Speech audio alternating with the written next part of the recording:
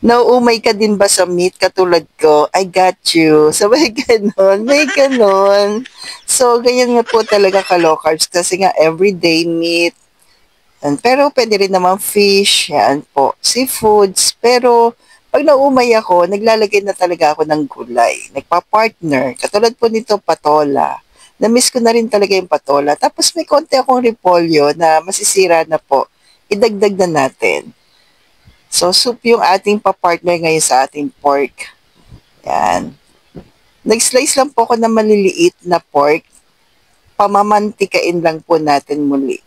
Yan. Di na po ako maglalagay ng coconut oil. Although pwede naman. Pero mas gusto ko talaga yung natural oil ng pork. Hindi naman siya nakakaumay dahil may gulay ng partner. So, ganyan lang po yung ginagawa ko po kapag ka nauumay na. Lalo na pag sunod-sunod na po.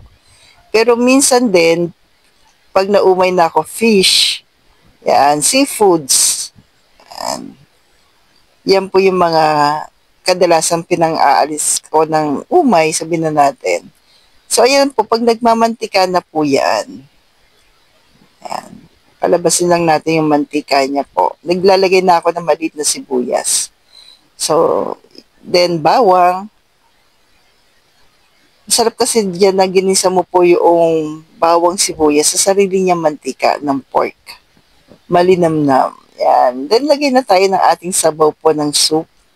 Pag kumulo na po, inuuna ko po, lagyan muna ng asin, paminta, para pampalasa po, bago natin ilagay yung gulay, para mas madaling i-adjust. Then, ayan na po, inuuna ko yung repolyo bago po yung ating patola. Takpan lang natin sandali. Pagkakulo, lagay na natin yung patola. Kasi yung patola, mas mabilis siyang maluto. So, doon sa mga nagtatanong anong gulay ba pwede, ito po, pang isang pamilya na po yan ha. Pero syempre po, essential sa atin talaga yung protina at yung fats. So, kaya pa rin naman, mababa lang naman ang carbs nito, kaya pwede naman po. Pang alis umay ko lang talaga pag nauumay na ako. Green leafy vegetable pwede din naman. So, ayan na po, ang sarap nitong partner. Kahit mainit yung panahon, ang sarap nito po. Ipang partner sa pork natin. So, yung pork natin, pinakuluan ko lang po yung ating yempo. Mga 30 minutes, then ito na po.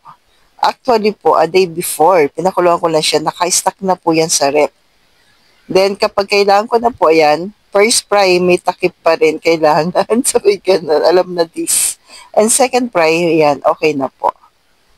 Yan. So, for second fry, eto na siya. So, ang bilis niya, ang sarap niyang pang-partner, itong dalawa na to. Try mo po ka low carbs. So, stay healthy, stay low carb po, and God bless sa ating lahat.